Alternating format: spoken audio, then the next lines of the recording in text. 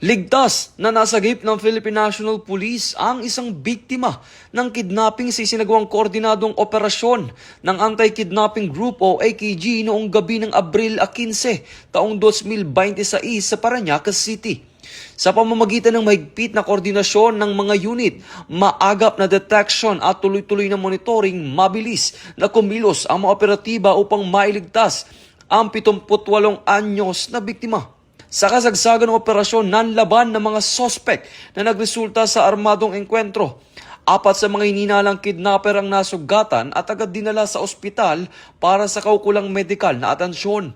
Isang police operative rin ang nagtamo ng minor injuries at ngayon ay nasa maayos ng kalagayan.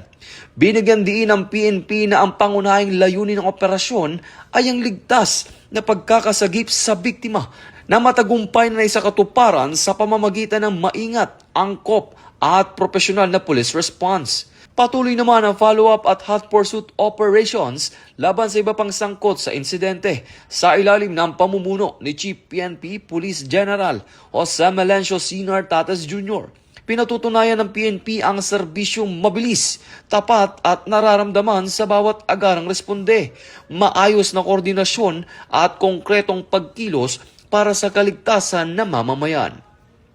Inihikayat ang publiko na agad i-report sa mga otoridad ang anumang kahinahinalang kilos o impormasyon upang makatulong sa mabilis na pagresponde at pagpapanatili ng ligtas na komunidad.